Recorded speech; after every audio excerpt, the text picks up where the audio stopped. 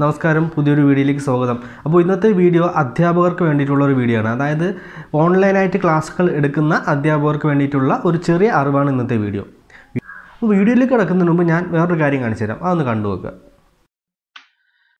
നമ്മൾ ഫസ്റ്റ് നവോത്ഥാനത്തിൽ പോകുന്നത് അയ്യ വൈകുണ്ഠസ്വാമികളെ പറ്റിയാണ്. അപ്പോൾ തിരുവിതാംകൂർ ഭരണത്തെ നീചഭരണമെന്നും ബ്രിട്ടീഷ് ഭരണത്തെ വെൺ നീചഭരണമെന്നും ഇദ്ദേഹം വിശേഷിപ്പിച്ചു. ഓക്കെ, ഈ വീഡിയോ കണ്ടല്ലോ. ഇതിനകത്ത് ഇതുപോലെ ക്ലാസ് എടുക്കുന്നത് എങ്ങനെയെന്നുള്ളതാണ് ഇന്നത്തെ നമ്മുടെ വിഷയം. അതായത് ഈ ഒരു വീഡിയോയിൽ നിങ്ങൾ കണ്ടായിരുന്നു, സ്ക്രീനിൻ്റെ ഒരു കോർണറിലായിട്ട് ക്ലാസ് എടുക്കുന്ന ആളും ബാക്കി ഭാഗത്തായിട്ട് നമ്മൾ എഴുതുന്ന കാര്യങ്ങൾ, ഒരു ബോർഡ് പോലെ എഴുതുന്ന കാര്യങ്ങൾ കാണിക്കും. അതുപോലെ തന്നെ PDF സ്ലൈഡേഴ്സ് അങ്ങനെയുള്ള കാര്യങ്ങളൊക്കെ ഒരു സൈഡിൽ കാണിക്കാൻ പറ്റും. അപ്പോൾ നമുക്ക് ക്ലാസ് എടുക്കുന്ന ടൈമിൽ ഒരേ സ്ക്രീനിൽ തന്നെ അധ്യാപകനെയും എഴുതുന്ന ആ ഒരു സ്ലൈഡുകളും കാണിക്കാൻ സാധിക്കും. ഇത്തരത്തിലുള്ളൊരു ക്ലാസ് നമുക്ക് എങ്ങനെ സെറ്റ് ചെയ്യാമെന്നാണ് ഇന്നത്തെ വീഡിയോയിൽ ഞാൻ നിങ്ങൾക്ക് പരിചയപ്പെടുത്തി തരുന്നത്. ഇതിനു വേണ്ടി നമ്മൾ യൂസ് ചെയ്യുന്നത് ഓപ്പൺ ബ്രോഡ്കാസ്റ്റർ സോഫ്റ്റ്വെയർ എന്ന ഒരു സോഫ്റ്റ്വെയറാണ്. ഇതിനെ ചുരുക്കി OBS എന്ന് അറിയപ്പെടുന്നുണ്ട്. OBS സ്റ്റുഡിയോ എന്ന പേരിൽ ഈ ഒരു സോഫ്റ്റ്വെയർ അറിയപ്പെടുന്നു. അപ്പോൾ ഇന്നത്തെ വീഡിയോയിലൂടെ OBS സ്റ്റുഡിയോ എങ്ങനെ യൂസ് ചെയ്യാമെന്നും ഇതുപയോഗിച്ച് എങ്ങനെ ഒരു ക്ലാസ്, അതായത് ക്ലാസ് ഞാനിപ്പോൾ പറഞ്ഞതുപോലെ ഒരേ സ്ക്രീനിൽ, സ്ക്രീനിൻ്റെ ഒരു ഭാഗത്തായിട്ട് ക്ലാസ് എടുക്കുന്ന അധ്യാപകനെയും ബാക്കി ഭാഗത്തായിട്ട് സ്ലൈഡുകളും കാണിച്ച് ക്ലാസ് എടുക്കുന്നത് എങ്ങനെയെന്ന് കാണിച്ചു തരാം. അതുപോലെ തന്നെ ഈ ഒരു OBS വെച്ചിട്ട് നമുക്ക് ഓഫ്ലൈനായിട്ട്, അതായത് ഒരു വീഡിയോ നമുക്ക് റെക്കോർഡ് ചെയ്തെടുക്കാൻ പറ്റും. റെക്കോർഡ് ചെയ്തെടുത്തിട്ട് അത് നമുക്ക് യൂട്യൂബിലേക്ക് അപ്ലോഡ് ചെയ്യാം. അതുമല്ല എന്നുണ്ടെങ്കിൽ നമ്മളിപ്പോൾ ലൈവായിട്ട് തന്നെ ഇതിൽ നിന്ന് സ്ട്രീം ചെയ്യിക്കാൻ സാധിക്കും. യൂട്യൂബിലേക്കോ ഫേസ്ബുക്കിലേക്കോ ഏതൊരു സൈറ്റിലേക്കും നമുക്ക് ലൈവായിട്ട് സ്ട്രീം ചെയ്യിക്കാൻ സാധിക്കും. അതായത് ക്ലാസ് എടുക്കുന്ന അധ്യാപകൻ ആ ഒരു സ്ക്രീനിൻ്റെ ഒരു ഭാഗത്തുണ്ടായിരിക്കും, ബാക്കി ഭാഗത്ത് ആ അധ്യാപകൻ എഴുതുന്ന കാര്യങ്ങൾ കാണിക്കും, അതുപോലെ സ്ലൈഡെല്ലാം കാണിക്കും. അത് ഡയറക്റ്റായിട്ട് അതേ സ്ക്രീൻ തന്നെ യൂട്യൂബിനകത്തേക്കോ ഫേസ്ബുക്കിനകത്തേക്കോ ഏതൊരു സൈറ്റിലേക്കും ലൈവായിട്ട് സ്ട്രീം ചെയ്യാനും ഈ ഒരു OBS എന്ന് പറയുന്ന സോഫ്റ്റ്വെയർ ഉപയോഗിച്ച് സാധിക്കും. ഈ ഒരു വീഡിയോ കുറച്ച് ലെങ്ത് ആയിരിക്കും. അത് ക്ഷമയോടുകൂടി ലാസ്റ്റ് വരെ കാണുക, എങ്കിൽ മാത്രമേ ഇത് നിങ്ങൾക്ക് സെറ്റ് ചെയ്യാൻ സാധിക്കത്തുള്ളൂ. ഇടയ്ക്ക് വെച്ച് സ്കിപ്പ് ചെയ്ത് പോയി കഴിഞ്ഞാൽ ഏതെങ്കിലും ഒരു സെറ്റിങ്സ് നിങ്ങൾക്ക് മിസ്സാവും. അങ്ങനെ മിസ്സായി കഴിഞ്ഞാൽ ഈ ഒരു സോഫ്റ്റ്വെയർ കറക്റ്റായിട്ട് നിങ്ങൾക്ക് പ്രവർത്തിക്കത്തില്ല. വളരെയധികം ഫീച്ചേഴ്സുള്ള ഒരു സോഫ്റ്റ്വെയറാണിത്. ഇതിൻ്റെ ഏറ്റവും പ്രധാനപ്പെട്ട, നിങ്ങൾക്കൊരു ക്ലാസ് എങ്ങനെ റെക്കോർഡ് ചെയ്യാം, ആ റെക്കോർഡ് ചെയ്യുന്ന ക്ലാസ് എങ്ങനെ നമുക്ക് സേവ് ചെയ്തെടുക്കാം, അതുപോലെ തന്നെ എങ്ങനെ ലൈവായിട്ടൊരു ക്ലാസ് എടുക്കാം, ഇത്രയും കാര്യങ്ങൾ മാത്രമാണ് ഞാൻ ഇതിൽ കാണിച്ചു തരുന്നത്. ഇതിൻ്റെ ഡെപ്തിലേക്ക് ഇറങ്ങിപ്പോയുള്ളൊരു വീഡിയോ അല്ല ഇത്. എന്നിരുന്നാൽ കൂടി അത്യാവശ്യം ലെങ്തുള്ളൊരു വീഡിയോ ആയിരിക്കും ഇത്. കാരണം എനിക്കൊരു നിർബന്ധമുണ്ട്, എൻ്റെ വീഡിയോകൾ കാണുന്ന ഒരാൾക്ക് ഞാൻ പറയുന്ന കാര്യത്തിൽ പിന്നീടൊരു ഡൗട്ട് ഉണ്ടാകാൻ പാടില്ല. അതുകൊണ്ട് തന്നെ ആ ഒരു വീഡിയോയിൽ ഓരോ പോയിൻറ്റും ഞാൻ വിശദമായി വിശദീകരിച്ചായിരിക്കും പറഞ്ഞു പോകുന്നത്. ക്ഷമയോടെ അവസാനം വരെ കണ്ടു കഴിഞ്ഞാൽ നിങ്ങൾക്ക് ഈ ഒരു സോഫ്റ്റ്വെയർ വളരെ ഈസിയായി യൂസ് ചെയ്യാൻ സാധിക്കും. വീഡിയോയിലേക്ക് പോകുന്നതിന് മുമ്പ് മറ്റൊരു കാര്യം കൂടി ഓർമ്മിപ്പിക്കുന്നു.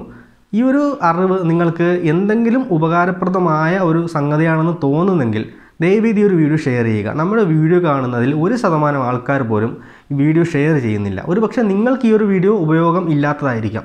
എന്നിരുന്നാൽ കൂടി ഈ ഒരു വീഡിയോ ജസ്റ്റ് ഒന്ന് ഷെയർ ചെയ്തേക്കുക. നിങ്ങളുടെ വാട്സാപ്പ് സ്റ്റാറ്റസിലേക്കോ അല്ലെങ്കിൽ ഏതെങ്കിലും ഒരു ഗ്രൂപ്പിലേക്കോ ജസ്റ്റ് ഒന്ന് ഫേസ്ബുക്കിലേക്കോ ഒന്ന് ഷെയർ ചെയ്ത് കഴിഞ്ഞാൽ മറ്റുള്ള ആർക്കെങ്കിലും ഇതൊരു ഉപകാരപ്രദമായ അറിവായിരിക്കാം. നമ്മൾ മാത്രം മനസ്സിലാക്കി വെച്ചെന്നാൽ പോരാ, നിങ്ങൾ മനസ്സിലാക്കി ഈ ഒരു അറിവ് നിങ്ങളുടെ കൂട്ടുകാർ കൂടി മനസ്സിലാക്കട്ടെ എന്ന് ആഗ്രഹിക്കുന്നെങ്കിൽ ജസ്റ്റ് ആ ഷെയർ ബട്ടൺ ഒന്ന് പ്രസ് ചെയ്തേക്ക്. പിന്നെ ഞാൻ ഈ പോസ്റ്റ് ചെയ്ത വീഡിയോ പോലുള്ള വീഡിയോകൾ ഞാൻ ഇനിയും ഇതിനകത്തേക്ക് അപ്ലോഡ് ചെയ്യും. അത് നിങ്ങൾക്ക് ലഭിക്കാൻ വേണ്ടിയിട്ട് എൻ്റെ ഈ ഒരു ചാനലൊന്ന് സബ്സ്ക്രൈബ് ചെയ്തേക്കുക. അപ്പോൾ നമുക്ക് വീഡിയോയിലേക്ക് കിടക്കാം. അപ്പോൾ ഇതിനു വേണ്ടി നമ്മൾ ചെയ്യാനായിട്ടുള്ളത്, നമ്മുടെ കമ്പ്യൂട്ടറിനകത്ത് ആദ്യം OBS സ്റ്റുഡിയോ ഇൻസ്റ്റാൾ ചെയ്യണം.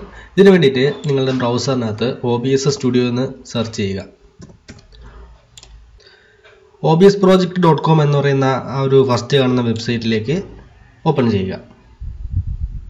തുടർന്ന് അവിടെ വിൻഡോസിന് വേണ്ടിയിട്ടുള്ളതും മാക്കിന് വേണ്ടിയിട്ടുള്ളതും ലിനക്സിന് വേണ്ടിയിട്ടുള്ളതും 3 വെർഷനുകൾ അവിടെ കൊടുത്തിട്ടുണ്ടായിരിക്കും.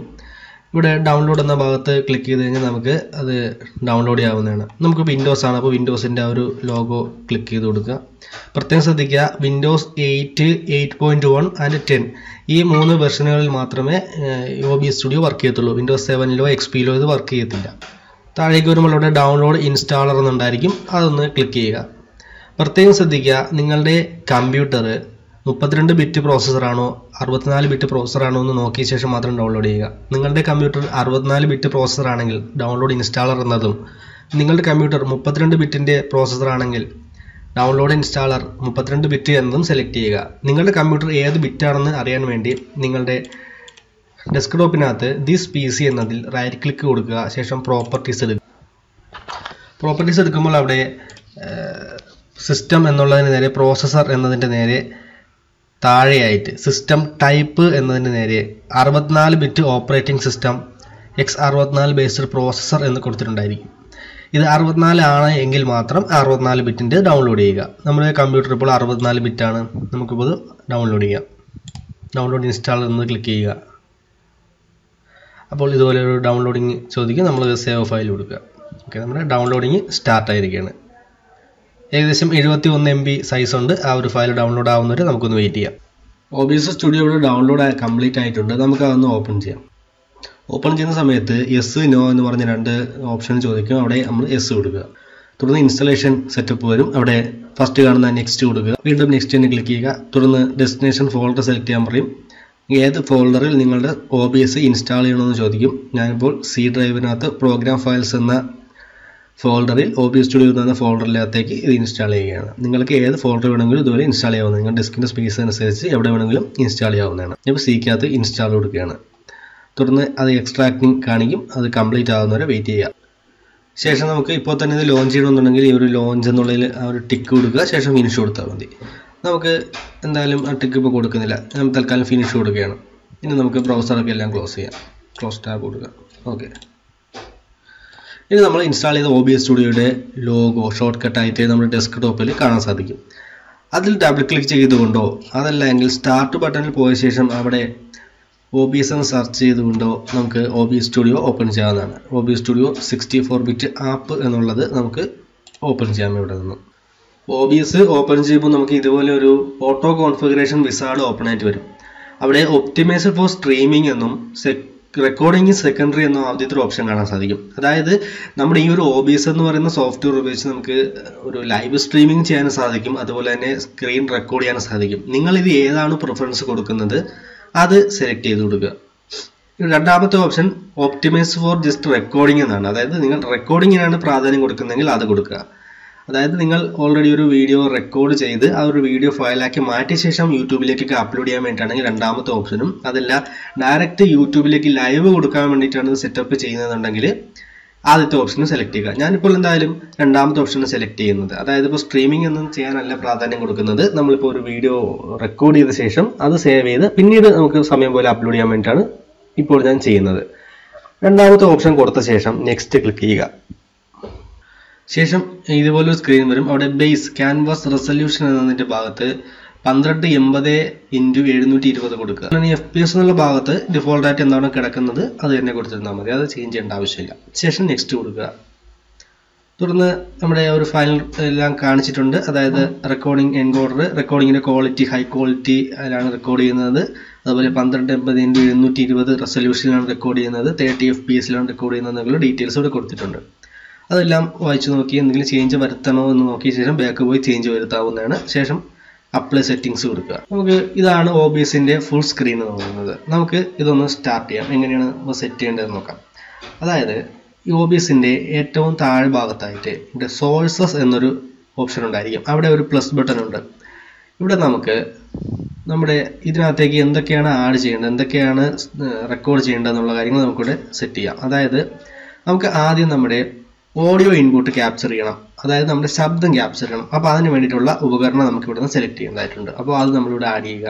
ക്രിയേറ്റ് ന്യൂ എന്നുള്ളൊരു ടിക്ക് കൊടുക്കുക. ശേഷം ഓക്കെ കൊടുക്കുക.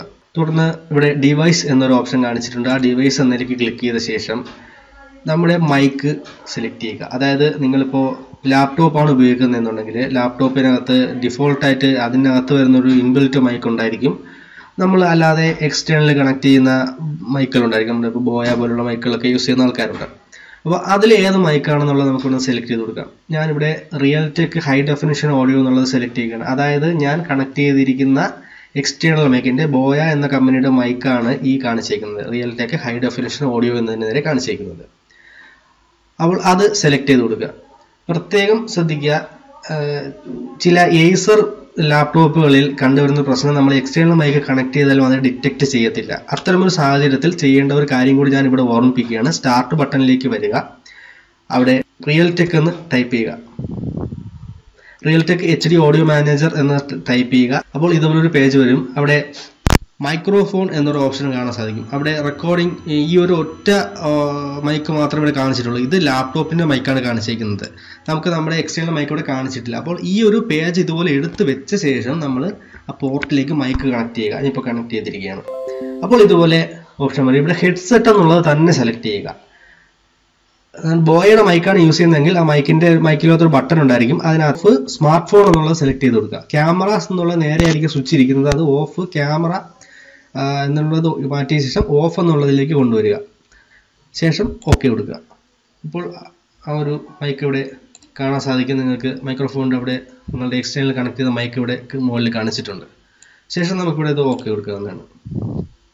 ഓക്കെ, ഇനി നമുക്കിവിടെ ഓക്കെ കൊടുക്കാം. നമ്മളിപ്പോൾ നേരത്തെ ചെയ്ത പോലെ ചെയ്യാതെ കൊടുക്കുകയാണെങ്കിൽ ഈ റിയൽടെക് സെലക്ട് ചെയ്ത് കൊടുക്കുന്ന ടൈമിൽ നമ്മുടെ ലാപ്ടോപ്പിൻ്റെ മൈക്കായിരിക്കും റെക്കോർഡ് ചെയ്യുന്നത്. അതിൻ്റെ ശബ്ദം ചില ലാപ്ടോപ്പുകളിൽ അത്ര ക്ലിയർ ആയിരിക്കത്തില്ല. അപ്പോൾ നമുക്ക് ഇനി ഓക്കെ കൊടുക്കാം. അപ്പോൾ അത് ഇവിടെ നമ്മുടെ ഓഡിയോ ഇൻപുട്ട് ക്യാപ്ചർ ചെയ്തിരിക്കുകയാണ്. നമ്മുടെ ആ ഒരു മൈക്കിൽ ഇങ്ങനെ തൊടുന്ന സമയത്ത് ആ ഒരു പച്ച ബാർ അനങ്ങുന്നതാണ് സാധിക്കും ഇവിടെ ഈ കാണുന്നത്. അപ്പോൾ നമ്മൾ ഓഡിയോ സോഴ്സ് കണക്ട് ചെയ്തു. ഇനി നമുക്ക് ആവശ്യമായിട്ടുള്ളത് നമ്മുടെ ക്യാമറ കണക്ട് ചെയ്യണം. അതിനുവേണ്ടി വീണ്ടും ആ ഒരു പ്ലസ് ബട്ടണിലേക്ക് ക്ലിക്ക് ചെയ്യുക. അവിടെ വീഡിയോ ക്യാപ്ചർ ഡിവൈസ് എന്നുള്ളത് സെലക്ട് ചെയ്യുക. ക്രിയേറ്റ് ന്യൂ കൊടുക്കുക, ഓക്കെ കൊടുക്കുക. ഓക്കെ, ഇപ്പോൾ നമ്മുടെ ഇവിടെ ക്യാമറ കണക്റ്റ് ആയിരിക്കുകയാണ്. നമ്മുടെ കമ്പ്യൂട്ടറിൽ വെബ് ക്യാമറ കണക്ട് ചെയ്തിട്ടുണ്ടെങ്കിൽ നമുക്കിവിടെ ഡിവൈസ് എന്നുള്ളതിൽ ക്ലിക്ക് ചെയ്ത ശേഷം നമുക്ക് ഇവിടെ നിന്ന് ക്യാമറകൾ സെലക്ട് ചെയ്യാവുന്നതാണ്. ഞാനിപ്പോൾ എൻ്റെ വെബ് ക്യാമറ ഇവിടെ സെലക്ട് ചെയ്തിരിക്കുന്നത്. ശേഷം അത് ഓക്കെ കൊടുക്കുക. നമുക്ക് താഴേക്ക് വന്നു കഴിഞ്ഞാൽ അതിൻ്റെ കുറച്ച് ഓപ്ഷൻസും കാര്യങ്ങളൊക്കെ ചെയ്യാൻ സാധിക്കും. തൽക്കാലം അതൊന്നും മാറ്റാൻ വരുത്തേണ്ട. ഇവിടെ കോൺഫിഗർ വീഡിയോയിലേക്ക് വന്നു കഴിഞ്ഞാൽ നമുക്ക് വീഡിയോയുടെ കുറച്ച് കോൺഫിഗറേഷനും കാര്യങ്ങളൊക്കെ മാറ്റാൻ പറ്റും. അതൊന്നും സാധാരണഗതിയിൽ ഒന്നും മാറ്റേണ്ട ആവശ്യമില്ല. ഓക്കെ, ക്യാമറ ഇതുപോലെ വിഷ്വൽ കാണുന്നു എന്നുണ്ടെങ്കിൽ നമുക്ക് ഇവിടെ നിന്ന് ഇത് ഓക്കെ കൊടുക്കാവുന്നതാണ്. നമുക്ക് ആവശ്യമെങ്കിൽ ക്യാമറയുടെ റെസൊല്യൂഷനൊക്കെ മാറ്റണമെന്നുണ്ടെങ്കിൽ ഇവിടെ നമുക്ക് മാറ്റാം. ഇവിടെ കസ്റ്റം കൊടുത്ത ശേഷം നമുക്ക് ഇതുപോലെ ക്യാമറയുടെ റെസൊല്യൂഷൻ ഇതുപോലെ ചേഞ്ച് ചെയ്ത് കൊടുക്കാം. അതിൻ്റെ ആവശ്യം ഇല്ല തൽക്കാലം. ഓക്കെ കൊടുക്കാവുന്നതാണ്. ഇപ്പോൾ കാണുക, നമ്മുടെ ക്യാമറ വന്ന് ഓപ്പൺ ആയിരിക്കുകയാണ്. നമുക്ക് ഇനി ചെയ്യേണ്ടത് ഇവിടെ സൈഡിലത്തെ ഓരോ ചെറിയ ചെറിയ ഡോട്ടുകൾ കാണാൻ സാധിക്കും. ആ ഡോട്ടിലേക്ക് മൗസ് കൊണ്ട് വരുമ്പോൾ മൗസ് പോയിന്റർ ഒരു ആരോ മാർക്കിലേക്ക് വരും. അത് ഡ്രാഗ് ചെയ്ത് ഇങ്ങനെ കൊണ്ടുവരിക, അഡ്ജസ്റ്റ് ചെയ്ത് കൊണ്ട് നോക്കുക. അതായത് നമ്മുടെ സ്ക്രീനിൻ്റെ ഒരു കോർണറിലാണ് നമ്മൾ കാണേണ്ടത്. അതിപ്പോൾ നമുക്കിവിടെ ഈ മുകൾ വശത്താണ് കാണേണ്ടെങ്കിൽ അത് അവിടെ കൊണ്ടുവയ്ക്കുക. നമുക്കിപ്പോൾ ഈ സൈഡിലാണ് വേണ്ടെങ്കിൽ നമുക്ക് ഇവിടെ വയ്ക്കാം, ഇവിടെ വയ്ക്കാം. അത് എവിടെ വേണമെങ്കിലും നമുക്ക് ഇതുപോലെ തന്നെ കൊണ്ടുവന്ന് വയ്ക്കാവുന്നതാണ്. ഓക്കെ, ഞാനിപ്പോൾ ഇത് ഇവിടെ ഫിക്സ് ചെയ്യുകയാണ്. ടോപ്പ് റൈറ്റ് സൈഡിൽ ഫിക്സ് ചെയ്ത് നമുക്കിത് സൈസ് ഇതുപോലെ ഇങ്ങനെ ഡ്രാഗ് ചെയ്ത് കൂട്ടുകയും കുറയ്ക്കുകയൊക്കെ ചെയ്യാവുന്നതാണ്. ഓക്കെ, ചെറിയതായിട്ട് വെച്ചാൽ മതി. കാരണം ബാക്കി വശത്തെ സ്ലൈഡുകൾ കാണിക്കാനുള്ളത് പ്രത്യേകം ശ്രദ്ധിക്കുക. സ്ലൈഡ് ക്രിയേറ്റ് ചെയ്യുന്ന ടൈമിൽ നമ്മുടെ ഈ ഒരു വിഷ്വൽ കൊണ്ടുവന്ന് വെക്കാനുള്ള ഗ്യാപ്പ് അവിടെ സ്പേസ് വിട്ട ശേഷം മാത്രം കണ്ടന്റുകൾ ടൈപ്പ് ചെയ്യുക. ഞാനിപ്പോൾ സൈഡിലായിട്ട് കൊണ്ടുവന്ന് വെക്കുകയാണ്, ഇവിടെ വയ്ക്കുകയാണ്. ഇനി നമുക്ക് നമ്മുടെ പവർ പോയിന്റ് പ്രസൻറ്റേഷൻ ഇതിനകത്തേക്ക് ആഡ് ചെയ്യണം. അത് എങ്ങനെയാണെന്ന് ഞാൻ കാണിച്ചു തരാം. അതിനുവേണ്ടി വീണ്ടും ഈ ഒരു ആഡ് കൊടുക്കുക. ആഡിൻ്റെ അകത്ത് വിൻഡോ ക്യാപ്ചർ കൊടുക്കുക. പ്രത്യേകം ശ്രദ്ധിക്കുക, ഇവിടെ വിൻഡോ ക്യാപ്ചറും ഉണ്ട്, അതുപോലെ തന്നെ ഡിസ്പ്ലേ ക്യാപ്ചറും ഉണ്ട്. ഏതെങ്കിലും ഒരു പ്രത്യേക വിൻഡോ മാത്രം ക്യാപ്ചർ ചെയ്താൽ മതി എന്നുണ്ടെങ്കിൽ വിൻഡോ ക്യാപ്ചർ കൊടുക്കാം. അതായത് ഇപ്പോൾ നിങ്ങൾക്ക് പവർ പോയിന്റിൻ്റെ വിൻഡോ മാത്രം ക്യാപ്ചർ ചെയ്യണം, അല്ലെങ്കിൽ ഗൂഗിൾ മീറ്റിൻ്റെ വിൻഡോ മാത്രം ക്യാപ്ചർ ചെയ്യണം എങ്കിൽ അത് കൊടുക്കുക. നിങ്ങളുടെ കമ്പ്യൂട്ടർ സ്ക്രീൻ മൊത്തത്തിൽ ക്യാപ്ചർ ചെയ്യണമെന്നുണ്ടെങ്കിൽ ഇവിടെ ഡിസ്പ്ലേ ക്യാപ്ചർ കൊടുക്കുക. അത് ഏതാണെന്ന് വെച്ചാൽ നിങ്ങളുടെ ആവശ്യാനുസരണം കൊടുക്കാവുന്നതാണ്. ഇവിടെ വിൻഡോ ക്യാപ്ചർ കൊടുക്കുകയാണ്. അപ്പോൾ ഇവിടെ ക്രിയേറ്റ് ന്യൂ കൊടുക്കുക, ശേഷം ഓക്കെ കൊടുക്കുക. തുടർന്ന് നമ്മുടെ കമ്പ്യൂട്ടറിനകത്തുള്ള വിൻഡോ, ഇപ്പോൾ നമ്മൾ ഓപ്പൺ ചെയ്തിട്ടുള്ള വിൻഡോസ് ഇവിടെ കാണിച്ചിട്ടുണ്ട്. അതായത് നമുക്കിപ്പോൾ തൽക്കാലം പവർ പോയിന്റ് ഇവിടെ നമുക്ക് ഓപ്പൺ ചെയ്തിടണം. ഞാനിവിടെ ഡെസ്ക്ടോപ്പിനകത്ത് പവർ പോയിന്റ് ഇവിടെ ഓപ്പൺ ചെയ്തിരിക്കുന്നത് ഞാൻ തയ്യാറാക്കിയ ഒരു പവർ പോയിന്റ്. അതിപ്പോൾ ലിബ്രെ ഓഫീസ് ഇംപ്രസിനകത്തായാലും നമുക്കിത് യൂസ് ചെയ്യാവുന്നതാണ്. ഇപ്പോൾ ഇംപ്രസിനകത്ത് ഞാൻ ഒരു സ്ലൈഡ് ക്രിയേറ്റ് ചെയ്ത് ഇവിടെ ഓപ്പൺ ചെയ്തിരിക്കുകയാണ്. ഇത് മിനിമൈസ് ചെയ്യരുത്. ഇത് ഓപ്പൺ ചെയ്ത് ഇട്ടുകൊണ്ട് തന്നെ നമുക്ക് ഇവിടെ താഴെ ടാസ്ക് ബാറിൽ നിന്നും OBS ഓപ്പൺ ചെയ്യാം. ഇത് നമുക്കിവിടെ നോക്കിക്കഴിഞ്ഞാൽ വിൻഡോ ക്യാപ്ചർ ഇതുപോലെ എടുക്കാൻ പറ്റും. അത് അവിടെ കാണിച്ചില്ലെങ്കിൽ ഒന്നുകൂടെ ക്ലോസ് ചെയ്തിട്ട് ആഡ് ചെയ്താൽ മതി. അവിടെ വിൻഡോ ക്യാപ്ചർ കാണാൻ സാധിക്കും. ഇവിടെ വിൻഡോ എന്നുള്ളത് സെലക്ട് ചെയ്ത് കഴിഞ്ഞാൽ നമുക്കിവിടെ ലിബ്രെ ഓഫീസ് ഇംപ്രസ് കാണാൻ സാധിക്കും. അപ്പോൾ ഒരുപക്ഷെ ഇതുപോലെ നിങ്ങൾക്ക് വിൻഡോ എടുക്കാൻ ഒരു വിധത്തിലും സാധിക്കുന്നില്ല എന്നുണ്ടെങ്കിൽ നിങ്ങൾക്ക് അവസാനമായിട്ട് ചെയ്യാനുള്ളത് ഒരേ ഒരു കാര്യമുള്ളൂ. ഇവിടെ വന്നിട്ട് ഡിസ്പ്ലേ ക്യാപ്ചർ കൊടുക്കുക. അത് കൊടുത്തു കഴിഞ്ഞാൽ നമ്മുടെ സ്ക്രീൻ മൊത്തത്തിലേക്ക് ഇതിനകത്തേക്ക് വരും. അപ്പോൾ വേറെ പ്രോബ്ലം ഒന്നുമില്ല. ഇവിടെ നമ്മുടെ വിൻഡോ ക്യാപ്ചർ ചെയ്തിരിക്കുകയാണ്. അപ്പോൾ ഇത് നമുക്ക് ഇതുപോലെ ഇങ്ങനെ അഡ്ജസ്റ്റ് ചെയ്തുകൊണ്ട് വെക്കാവുന്നതാണ്. സ്ക്രീനിനകത്തേക്ക് സ്ക്രീനിൻ്റെ പുറത്തേക്കൊക്കെ ഇതുപോലെ ഇങ്ങനെ പോയി കിടന്നു കഴിഞ്ഞാൽ നമുക്ക് ഈ ബാർ അഡ്ജസ്റ്റ് ചെയ്ത് കറക്റ്റ് അവിടേക്ക് കൊണ്ടുവന്ന് സെറ്റ് ചെയ്യാവുന്നതാണ്. ഓക്കെ, ഞാൻ ഇവിടെ സെറ്റ് ചെയ്തു. ഇനി നമുക്ക് ഇപ്പോൾ നമ്മുടെ വീഡിയോ, അതായത് നമ്മുടെ ആ ഒരു റെക്കോർഡ് ചെയ്യുന്ന വീഡിയോ ഏറ്റവും ബാക്കിലായി പോയി, അത് നമുക്ക് ഫ്രണ്ടിലേക്ക് കൊണ്ടുവരണം. അതിന് വേണ്ടി ചെയ്യാനായിട്ടുള്ളത് നമുക്കിവിടെ നിന്നും ഈ ഒരു വീഡിയോ ക്യാപ്ചർ ഡിവൈസ് എന്നുള്ളതിലേക്ക് ക്ലിക്ക് ചെയ്യുക. ക്ലിക്ക് ചെയ്ത ശേഷം ഇത് ഡ്രാഗ് ചെയ്ത് തൊട്ട് മുകളിലേക്ക് കൊണ്ടുവന്നിടുക. ഇങ്ങനെ ഇടുന്ന സമയത്ത് അത് ടോപ്പിൽ വന്നിട്ടുണ്ട്. നമുക്കത് കറക്റ്റ് അഡ്ജസ്റ്റ് ചെയ്ത് ഇങ്ങനെ വെക്കാം. ഓക്കെ, ഇനി നമുക്ക് ഇത് റെക്കോർഡിങ് സ്റ്റാർട്ട് ചെയ്യാം. റെക്കോർഡിങ് സ്റ്റാർട്ട് ചെയ്യുന്നതിന് വേണ്ടിയിട്ട് ഇവിടെ നമുക്ക് എല്ലാ കാര്യങ്ങളും കറക്റ്റ് ആണെന്ന് ചെക്ക് ചെയ്യുക. അതായത് ഇവിടെ നോക്കുക, ഓഡിയോ ക്യാപ്ചർ കറക്റ്റ് കിട്ടുന്നുണ്ടെന്ന് നോക്കുക. നമ്മുടെ മൈക്കിൽ നിന്നുള്ള ഓഡിയോ തന്നെയാണ് വരുന്നതെന്ന് കൺഫേം ചെയ്യുക. ബാക്കി ഇവിടെ ഡെസ്ക്ടോപ്പ് ഓഡിയോ ഒക്കെ കൊടുത്തിട്ടുണ്ടായിരിക്കും. അത് ആവശ്യമില്ലെങ്കിൽ അതൊക്കെ ക്ലോസ് ചെയ്തിടുക. അതാണ് ലാപ്പിൻ്റെ മൈക്കുമെല്ലാം കണക്റ്റായി കിടപ്പുണ്ടെങ്കിൽ അതിൻ്റെ നോയ്സ് എല്ലാം കയറി വരാൻ ചാൻസ് ഉണ്ട്. അപ്പോൾ ഇതൊന്നും ആവശ്യമില്ല എന്നുണ്ടെങ്കിൽ ഇതൊക്കെ ഓഫ് ചെയ്തിടുക. ഡെസ്ക്ടോപ്പിൻ്റെ സ്പീക്കറിൽ നിന്നുള്ള സൗണ്ട് ഒന്നും വേണ്ടെന്നുണ്ടെങ്കിൽ അതൊക്കെ നമുക്ക് ഓഫ് ചെയ്തിടാവുന്നതാണ്. എല്ലാം കറക്റ്റ് ആയി കഴിഞ്ഞാൽ നമുക്ക് ഇവിടെ നിന്ന് റെക്കോർഡിങ് സ്റ്റാർട്ട് ചെയ്യാം. സ്റ്റാർട്ട് റെക്കോർഡിങ് കൊടുത്തു. അപ്പോൾ റെക്കോർഡിങ് റൺ ചെയ്തുകൊണ്ടിരിക്കുകയാണ്. നമുക്കിനി ക്ലാസ് എടുത്തു തുടങ്ങാം. ക്ലാസ് എടുത്തു തുടങ്ങാൻ വേണ്ടി നമുക്ക് നേരെ നമ്മുടെ പവർ പോയിൻ്റ് അല്ലെങ്കിൽ ലിബർ ഓഫീസ് ഇംപ്രസ് താഴെ നിന്നും ഓപ്പൺ ചെയ്യാവുന്നതാണ്. F5 കീബോർഡിൽ F5 പ്രസ് ചെയ്ത് കഴിഞ്ഞാൽ നമ്മുടെ സ്ലൈഡ് ഷോ സ്റ്റാർട്ട് ചെയ്യുന്നതായിരിക്കും. ഓക്കെ, സ്ലൈഡ് സ്റ്റാർട്ട് ചെയ്ത് കഴിഞ്ഞു. നമുക്ക് ഇനി ഇത് ഉപയോഗിച്ച് ക്ലാസ്സുകൾ എടുക്കാവുന്നതാണ്. ഇത് ഞാൻ ഒരു സാമ്പിൾ കാണിക്കാൻ വേണ്ടി ജസ്റ്റ് ഒന്ന് ക്രിയേറ്റ് ചെയ്ത ഒരു പവർ പോയിന്റ് പ്രസൻറ്റേഷൻ ഫയലാണ്. ഇതുപോലെ ചാർട്ട് കാര്യങ്ങളെല്ലാം നമുക്ക് ഇതുപോലെ കാണിച്ച് പഠിപ്പിക്കാം. ഇവിടെ നമുക്ക് Libre Office ഇംപ്രസിനകത്ത് just സ്ക്രീനിലൊന്ന് right click ചെയ്ത് കഴിഞ്ഞാൽ മൗസ് പോയിന്റർ ആ പെന്നൊക്കെ നമുക്ക് എടുക്കാൻ പറ്റും. അതായത് നമുക്കിപ്പോൾ പവർ പോയിന്റിനകത്താണെങ്കിൽ ഇവിടെ താഴെ വന്നു കഴിഞ്ഞാൽ പെൻ എടുക്കാൻ പറ്റും ഈ സ്ക്രീനിൻ്റെ താഴെ. ഇതിപ്പോൾ ലിബർ ഓഫീസ് ഇംപ്രസിനകത്ത് സ്ക്രീനിൻ്റെ എവിടെയെങ്കിലും വെച്ചൊന്ന് റൈറ്റ് ക്ലിക്ക് ചെയ്ത് കഴിഞ്ഞാൽ നമുക്ക് ഇതുപോലെ പെൻ എടുക്കാം. ഇതുപോലെ കാര്യങ്ങളൊക്കെ വരച്ച് കുട്ടികളെ നമുക്ക് പഠിപ്പിക്കാവുന്നതാണ്. നമ്മുടെ സ്ക്രീനിൻ്റെ ഈ ഒരു ഭാഗത്തായിട്ട് നമ്മുടെ വീഡിയോയും കാണാൻ സാധിക്കും. ഇത് നമുക്ക് പവർ പോയിന്റ് പ്രസൻറ്റേഷൻ കഴിഞ്ഞ് കഴിഞ്ഞാൽ എസ്കേപ്പ് കീ പ്രസ് ചെയ്യാം. അപ്പോൾ അത് ക്ലോസ് ആയിട്ടുണ്ട്. നമുക്കിത് ഇതൊന്ന് മിനിമൈസ് ചെയ്യാം. ഓക്കെ, നമ്മളിപ്പോൾ ക്ലാസ് റെക്കോർഡ് ചെയ്തിട്ടുണ്ട്. ഈ റെക്കോർഡ് ചെയ്ത ക്ലാസ് നമുക്കൊന്ന് കണ്ടു നോക്കാം. ഇത് നമുക്ക് സേവ് ചെയ്തിട്ട് ഇവിടെ സ്റ്റോപ്പ് റെക്കോർഡിങ് കൊടുക്കുക.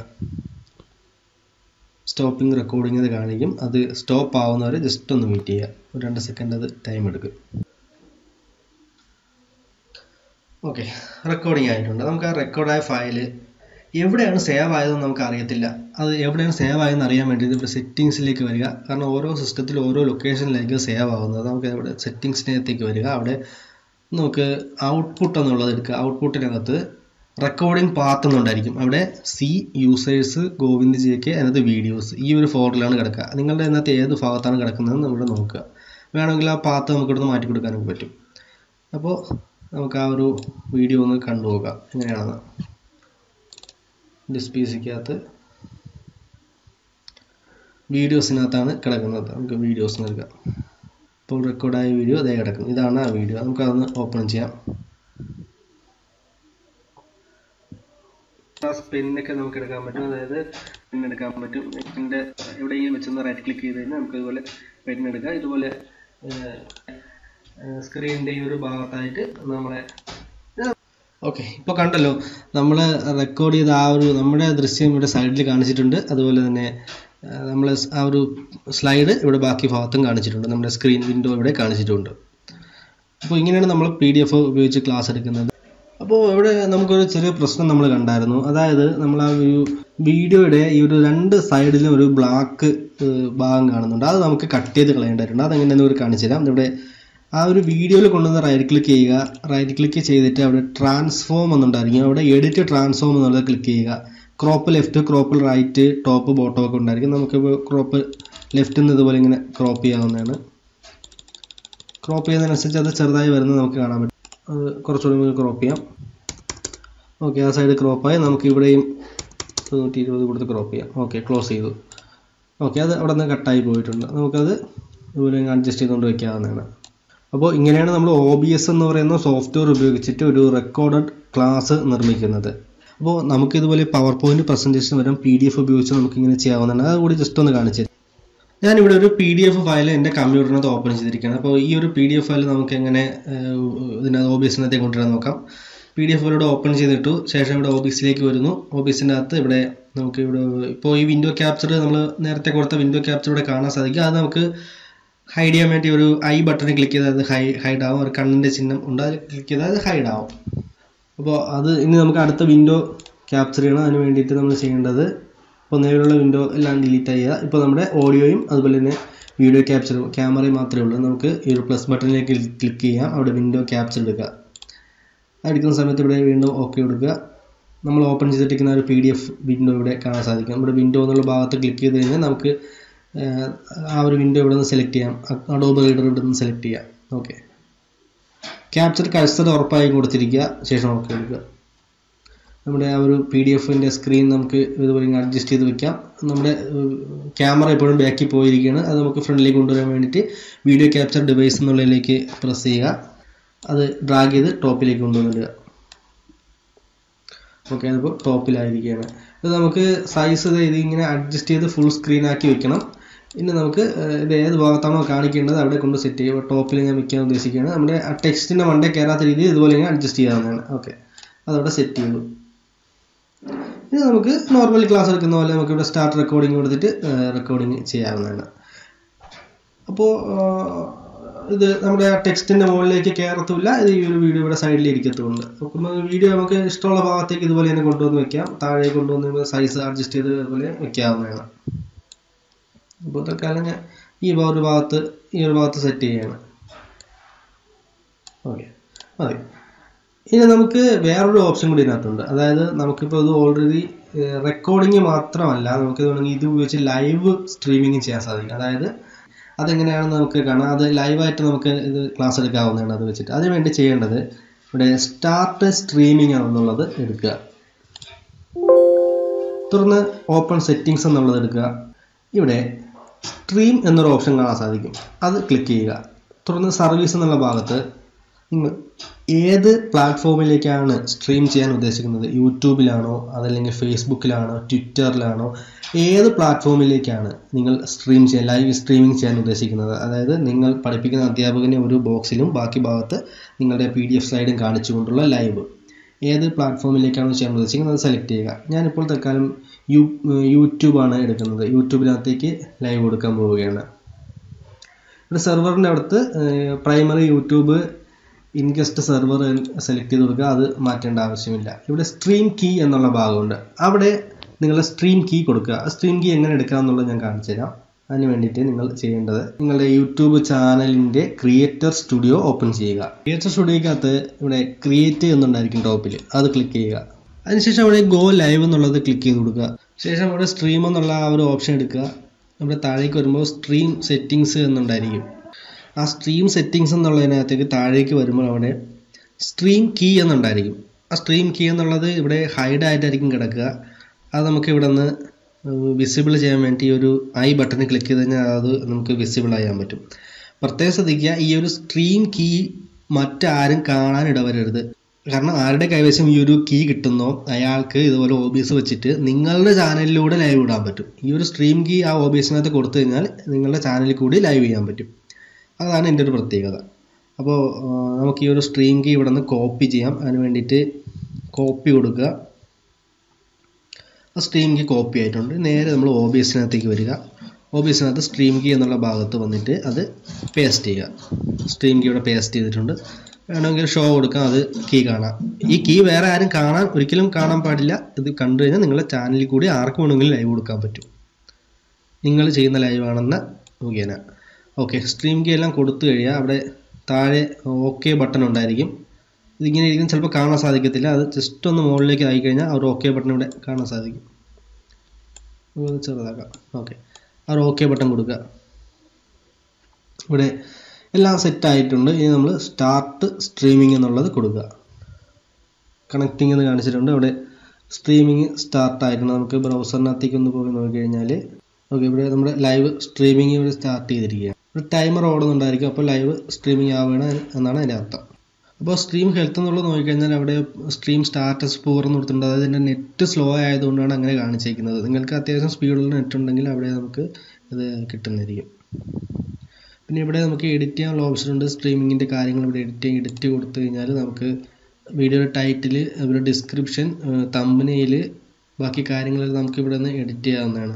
അതുപോലെ നമുക്ക് ഇവിടെ നിന്ന് മോണിറ്റൈസേഷൻ എനേബിൾ ചെയ്യാൻ പറ്റും. അതായത് നമുക്ക് ഈ ലൈവ് സ്ട്രീമിങ്ങിനകത്ത് പരസ്യം കാണിക്കണോ വേണ്ടെന്നുള്ള കാര്യങ്ങളൊക്കെ നമുക്ക് ഇവിടെ നിന്ന് സെറ്റ് ചെയ്യാവുന്നതാണ്. അപ്പോൾ ഇത് ഇങ്ങനെയാണ് ലൈവ് നമ്മൾ പോകുന്നത്.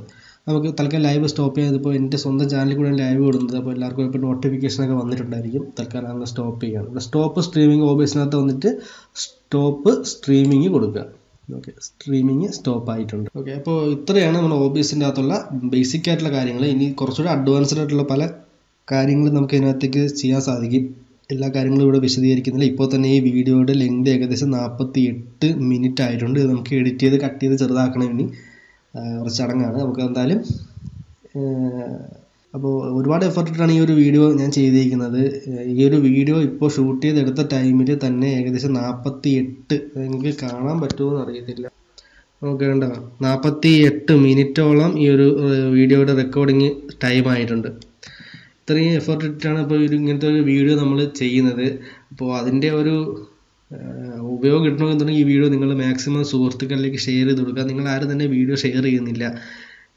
എന്തെങ്കിലും ഒരു ഉപയോഗം ഈ ഒരു വീഡിയോ കൊണ്ട് നിങ്ങൾക്ക് ലഭിച്ചു എന്നുണ്ടെങ്കിൽ ഈ ഒരു വീഡിയോ ഷെയർ ചെയ്ത് കൊടുക്കുക. ഒരുപാട് പേർക്ക് ഉപകാരപ്രദമാകും എന്നാണ് എൻ്റെ ഒരു വിശ്വാസം. അപ്പോൾ എന്തായാലും ഞാൻ ഇവിടെ വീഡിയോ വൈൻഡപ്പ് ചെയ്യുകയാണ്. പുതിയൊരു വീഡിയോയിൽ വീണ്ടും കാണാം. Thank you.